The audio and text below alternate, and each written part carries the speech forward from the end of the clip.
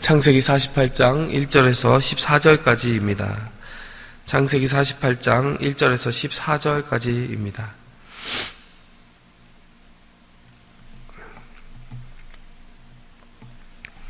이 일 후에 어떤 사람이 요셉에게 말하기를 내 아버지가 병들었다 하므로 그가 곧 두 아들 므낫세와 에브라임과 함께 이르니 어떤 사람이 야곱에게 말하되 내 아들 요셉이 내게 왔다 하매 이스라엘이 힘을 내어 침상에 앉아 요셉에게 이르되 이전에 가나안 땅 루스에서 전능하신 하나님이 내게 나타나사 복을 주시며 내게 이르시되 내가 너로 생육하고 번성하게 하여 내게서 많은 백성이 나게 하고 내가 이 땅을 내 후손에게 주어 영원한 소유가 되게 하리라 하셨느니라. 내가 애굽으로 와서 내게 이르기 전에 애굽에서 내가 낳은 두 아들 에브라임과 므낫세는 내 것이라. 르우벤과 시므온처럼 내 것이 될 것이요 이들 후에 내 소생은 내 것이 될 것이며 그들의 유산은 그들이 형의 이름으로 함께 받으리라. 내게 대하여는 내가 이전에 밧단에서 올 때에 라헬이 나를 따르는 도중 가나안 땅에서 죽었는데 그곳은 에브라까지 길이 아직도 먼 곳이라. 내가 거기서 그를 에브랏 길에 장사하였느니라. 에브랏은 곧 베들레헴이라. 이스라엘이 요셉의 아들들을 보고 이르되 이들은 누구냐? 요셉이 그의 아버지에게 이르되 아뢰되 이는 하나님이 여기서 내게 주신 아들들이니이다. 아버지가 이르되 그들을 데리고 내 앞으로 나아오라. 내가 그들에게 축복하리라. 이스라엘의 눈이 나이로 말미암아 어두워서 보지 못하더라. 요셉이 두 아들을 이끌어 아버지 앞으로 나아가니 이스라엘이 그들에게 입맞추고 그들을 안고 요셉에게 이르되 내가 내 얼굴을 보리라고는 생각지 못하였더니 하나님이 내게 내 자손까지도 보게 하셨도다. 요셉이 아버지의 무릎 사이에서 두 아들을 물러가게 하고 땅에 엎드려 절하고 오른손으로는 에브라임을 이스라엘은 왼손을 향하게 하고 왼손으로는 므낫세를 이스라엘의 오른손을 향하게 하여 이끌어 그에게 가까이 나아가매 이스라엘이 오른손을 펴서 차남 에브라임의 머리에 얹고 왼손을 펴서 므낫세의 머리에 얹으니 므낫세는 장자라도 팔을 엇바꾸어 얹었더라. 아멘. 네, 이 하나님께서 오늘 야곱의 일생이 저물어가는 이때에 정말 야곱을 통하여서 야곱의 입술을 통하여서 중요한 사역을 시작하십니다. 48장부터 이제 49장까지 이어지는 긴 흐름을 우리가 타고 가면요, 하나님께서 야곱을 통하여 모든 이스라엘 12지파의 조상이 되는 그 아들들을 축복하는 장면이 나오는 것이죠. 근데 48장에서 그 테이블 끊는 가장 먼저 축복을 받는 사람들이 여기 나오는 것입니다. 지금 요셉이 데리고 간 그 두 요셉의 아들들 므낫세와 에브라임이 야곱의 축복을 받기 직전입니다. 여러분, 한 사람의 신앙인이 그 삶을 살아가면서 마지막에 남겨야 될 열매가 무엇인가, 그리고 그 삶에 정말 종착지에 갔을 때 이 사람은 이런 향기를 남기고 이런 사명을 이루어야 된다라고 하는 것이 있다면 무엇이 있을까요? 여러분, 이 48장과 49장에 이어져서 나오는 하나님의 축복을 전하는 것, 그것이 바로 우리의 본질적인 사명이 아닌가 생각이 듭니다. 여러분, 이번 수련회 정말 많은 분들의 기도로 인해서 잘 다녀왔습니다. 잘 다녀왔는데 가장 큰 보람이 있었던 일들 중에 하나로 꼽는 것이 바로 이것입니다. 많은 초신자들이 왔고요. 어떻게 보면 교회를 거의 가보지 않은 초신자들도 많이 포함이 되어 있었어요. 그런데 기도를 받고 또 체험을 하는 일도 있었고, 그리고 하나님을 믿어보려고 한다라고 하는 이야기를 하는 사람도 있었고, 정말 인생에서 가장 특별한 경험을 했다라고 하는 초신자도 있었고, 거의 대부분의 초신자들이 이 모양 저 모양으로 하나님을 만나는 체험을 했습니다.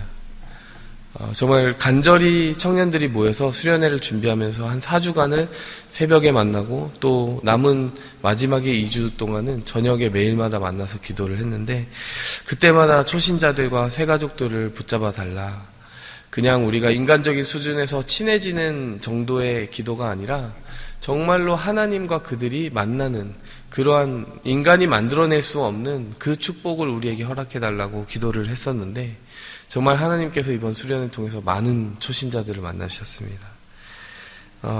이 본문 말씀이 우리에게 주는 시사하는 점이 무엇일까요? 우리가 누군가에게 정말 이렇게 하나님의 복음을 전하고 그 복음으로 말미암아 그 사람이 하나님의 자녀가 되는 것을 보는 것만큼 우리에게 큰 기쁨이 있겠냐라는 거예요. 지금 야곱이 그 인생을 정말 열매 있게 살았다라고 말할 수 있는 이유가 무엇입니까? 48장, 49장. 그가 이제 하나님 앞에 나아갈 그 마지막 챕터에서 그는 이 영혼들을 남겼다라는 거예요. 그리고 그 지파들의 뒤로 나올 많은 무수한 영혼들을 남기기 시작했다라는 것입니다. 여러분, 우리가 이렇게 살 수 있다면 얼마나 축복된 인생일까? 하나님 앞에 꿈꾸어 봅니다. 우리가 예수 그리스도의 그 복음을 전할 때 하나님의 그 신령한 축복을 그 누군가에게 전할 수 있다면 여러분, 이것이 우리의 자랑일 것이고 우리의 영광의 상급이 될 것입니다. 하나님이 주시는 축복에 어떤 특징이 있는가? 우리가 넘겨주어야 될 그 하나님의 축복은 어떤 것이 있는가? 첫 번째로 보니까요, 하나님의 축복은 우리를 외모로 취하지 않고 은혜로 품으시는 그러한 축복입니다. 오늘 본문 말씀에 보니까요, 므낫세와 에브라임이 등장을 합니다. 요셉이 아버지가 이제 병들렀다, 이제 거의 하나님의 나라에 갈 때가 됐다라고 하는 느낌이 드니까 자기 아들들 므낫세와 에브라임을 데려갑니다. 그리고 므낫세와 에브라임을 향하여서 손을 펴고 야곱이 축복하는 장면이 나옵니다. 야곱이 뭐라고 말하냐면 므낫세와 에브라임이 내 것이 될 것이다. 르우벤과 시므온처럼 될 것이다 라고 얘기해요. 이 말은 다시 말하면 12지파의 원형이 되는 조상이 될 것이라는 것을 의미합니다. 야곱에게 12아들들이 있었는데 그 중에서 지금 요셉이라고 하는 그 지파, 요셉이 대표하는 지파가 2지파가 된 것이죠. 요셉의 아들이 2지파를 할당받게 된 것입니다. 큰 축복을 받게 되었어요. 큰 축복을 받은 것도 참 놀라운 일인데, 특별한 일인데, 더 특별한 일이 있습니다. 그것은 에브라임과 므낫세가 순수한, 어떤 의미로는 순수한 히브리인들의 혈통 속에 속해 있지는 않다라는 거예요. 왜냐? 우리가 이미 알고 있듯이 요셉이 누구와 결혼했습니까? 요셉이 이집트 땅에 왔을 때 이집트 땅의 제사장, 온의 제사장이라고 하는 보디베라라고 하는 사람의 딸 아스낫과 결혼을 했습니다. 그러니까 이집트의 혈통이 섞인 것이죠. 혈통적으로만 문제가 있는 것이 아니라 어떤 의미로는 신앙적으로도 약간 문제가 있어요. 왜냐? 그 땅의 이방신을 섬기는 제사장의 딸이었고 그들 사이에 나온 아들이었잖아요. 그러니까 므낫세와 에브라임을 엄밀히 따지면은 순수한 유대 혈통, 나중에 이제 쭉 이어지게 될 이스라엘의 혈통은 아니었다라는 말이죠. 여러분, 그런데요, 우리가 그것을 잊을 때가 있습니다. 그래서 어떻게 보면 이스라엘 백성들이 나중에 자신들의 순수한 혈통을 자랑하면서 우리가 하나님의 선택받은 민족이야 라고 얘기할 때는 좀 이해가 안 되는 부분이 있는 것이죠. 그들이 이 부분을 잊었는가? 12지파 중에 무려 2지파, 그러니까 6분의 1에 해당되는 그 2지파가 이미 이방 혈통 가운데 있었다라는 것을 잊었는가? 이런 질문을 하게 되는 것이죠. 뿐만 아니라 우리가 예수님의 족보를 보면 많은 이방 여인들이 이미 들어가 있다는 것을 알고 있습니다. 다윗의 이제 혈통 속에 누가 있습니까? 룻이 있습니다. 그리고 우리가 정복을 하러 들어갈 때 그 여리고성에서 스파이들을 지켜주었던 그 여인이 있습니다. 여러분, 그 수많은 여인들이 이방 여인들이었어요. 이방 혈통이었다는 것이죠. 여러분, 우리가 여기서 볼 수 있는 것이 무엇입니까? 하나님께서 우리의 혈통, 우리가 바라보는 중요한 어떤 기준들을 가지고 사람들을 평가하거나 차별하지 않으신다라는 거예요. 우리가 종종 그것을 가지고 우리가 가까이 할 사람 그리고 멀리 할 사람을 이렇게 구분짓고는 하는데, 하나님께서는 이미 이방 땅을 향한 그 하나님의 마음을 충분히 아주 우리가 이해하고 납득할 만큼 계시하셨다라는 겁니다. 그것을 이스라엘 사람들도 쉽게 잊을 만큼 사실은 우리도 자신을 돌아봐야 될 것 같아요. 이스라엘 사람들이 자신들의 족보만 보면 이미 충분히 알 수 있는 건데 잊어버렸다는 건 아니겠습니까? 여러분, 우리도 하나님께 어떤 자격과 배경과 혈통이 있어서 부름받은 것이 아닙니다. 그런데 우리가 어떤 특권 속에 들어가게 되면은 마치 이 신앙의 뿌리가 순수한 어떤 명맥을 따라서만 이어지는 것처럼 오해할 때가 있고, 좀 더 배타적인 그런 신앙생활을 할 때가 많은 것 같아요. 여러분, 우리가 축복의 너비를 알아야 됩니다. 그리고 우리의 손이 넓게 뻗어져서 정말 우리가 쉽게 품기 어려운 사람까지도 품을 수 있는 그 하나님의 마음을 깊이 깨닫고 복음을 전하는 축복의 손을 뻗는 이 야곱의 모습을 우리가 닮아가야 될 줄 믿습니다. 우리 주변에 정말 신앙생활 하다 보면 오히려 이런 아이러니가 생기는 것 같아요. 다른 세상의 불신자들과 교제하는 일이 점점 줄어듭니다. 그래서 새 친구 초청잔치를 하면은 늘 이런 얘기를 듣습니다. 세상 친구들이 없다고.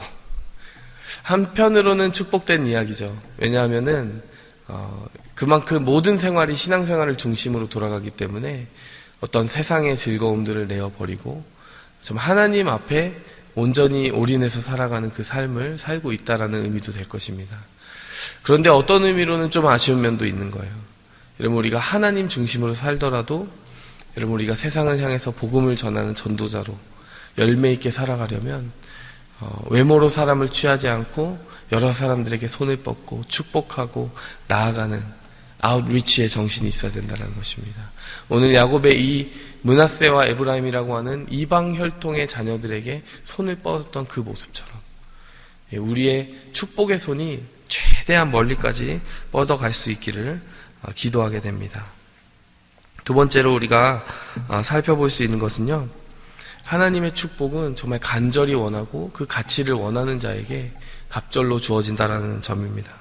오늘 본문 말씀의 48장 1절에서 2절을 보니까요, 요셉이 이제 아버지가 병들었다는 말을 듣고 므낫세와 에브라임 두 아들을 들고 야곱에게 다가갑니다. 이 부분이 참 재미있어요. 이 부분부터 이어지는 전체적인 흐름이 재미있어지는 포인트가 바로 1, 2절에서 시작이 됩니다. 제가 재미있다고 하는 부분이 어떤 부분인지 말씀드릴게요. 어떤 부분이냐면 야곱의 직접적인 소생으로 나온 아들들을 축복하는 게 49장에 있잖아요. 어떻게 보면 그게 메인 파트 아닙니까? 야곱이 자기 아들들을 다 축복하고 이제 하나님께 돌아가는데 자기의 몸에서 직접 나온 소생들을 먼저 축복해야 되잖아요. 근데 그게 아니었다는 거예요. 에브라임과 므낫세가 먼저 축복을 받았다는 것입니다. 자기의 직접적인 소생이 아니라 요셉의 몸에서 나왔어요. 그리고 훨씬 더 어립니다. 근데 왜 그들이 먼저 축복을 받았을까? 이런 좀 질문을 해보게 됩니다. 왜 그런 일이 있었을까? 곰곰이 생각해 보니까요, 바로 여기에 답이 있는 것 같아요. 아버지가 병들었다 하는 말을 듣고 가장 먼저 나온 아들이 누구냐라는 거예요. 바로 요셉입니다.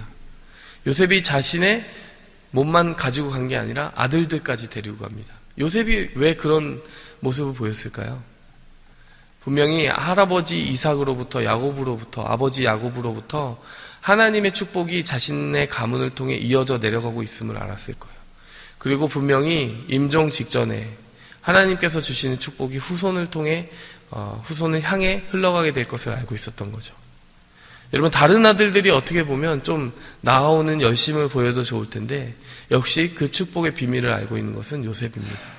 요셉이 제일 먼저 나아가고요, 요셉은 자기만 나아가는 것이 아니라 어떻게 하면 내 아들들이라도 할아버지에게 이어져 온 그 축복을 받을 수 있게 할까, 이런 마음을 가지고 데려가더라는 것이죠. 그 모습만 봐도 하나님의 축복이 뭔지 아는 사람이라는 것을 우리가 알 수 있어요. 여러분, 물론 그런 간절함을 보고 야곱이 축복을 했다기보다는 야곱은 하나님이 주신 축복의 마음을 그대로 전했을 뿐일 거예요. 하지만 하나님께서 야곱의 입을 빌어서 축복할 때는 하나님이 축복의 대상이 된 사람들의 마음과 현 주소, 영적인 상태를 분명히 알았기 때문에 그렇게 축복하셨다라고 보는 것이죠. 여러분, 요셉을 하나님이 보실 때 이 아들은 축복의 비밀을 아는 존재야. 축복이 얼마나 귀한 것인지 알고 이렇게 사모하는 마음으로 나아가는 요셉을 하나님은 절대로 간과하지 않으셨습니다. 여러분, 우리가 다른 그 무엇보다도 하나님이 주시는 축복의 가치를 알았으면 좋겠어요. 그리고 그 가치를 안다면 우리 모두가 실천해야 될 것 한 가지가 있습니다. 여러분, 마치 므낫세와 에브라임을 그 하나님의 축복을 받는 그 자리에, 거룩한 자리에 함께 데려가는 것처럼 가급적 많은 사람을 데려가려고 애써야 되는 것이죠. 여러분, 그것은 전도의 메시지가 될 수 있을 거예요. 이번에 청년들 보니까 정말 한 명이라도 더 데려가려고 애쓰는 그 회장단 그리고 리더들의 모습을 보고 제가 많은 은혜를 받았습니다. 여러분, 이렇게도 적용할 수 있지 않을까요? 여러분, 우리에게는 자녀가 있잖아요. 저에게는 아직 없지만 여러분 성도분들에게 있는 자녀를 얼마나 힘있게 하나님의 축복의 자리에 데려가고 계십니까?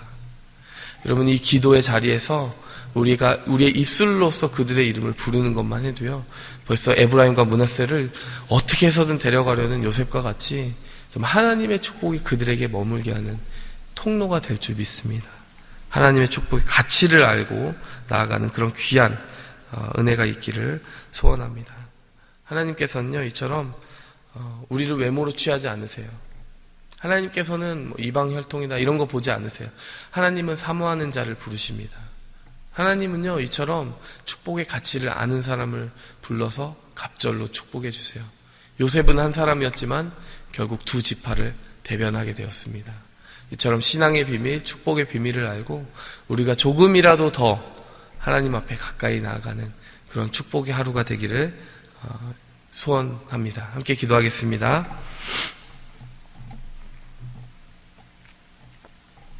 하나님 아버지 감사합니다.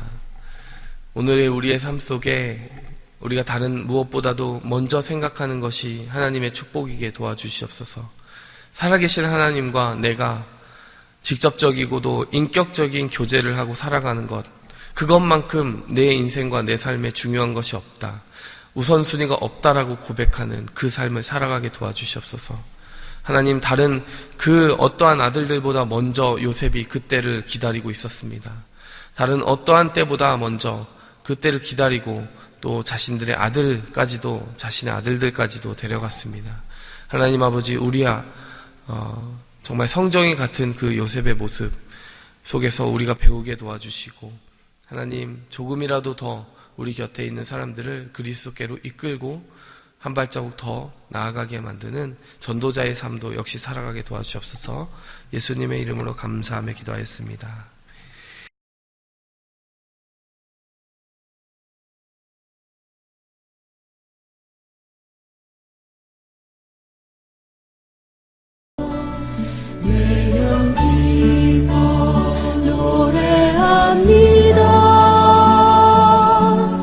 이 소망의 언덕 기쁨의 땅에서 주께 사랑 드립니다. 오직 주의 임재 안에 갇혀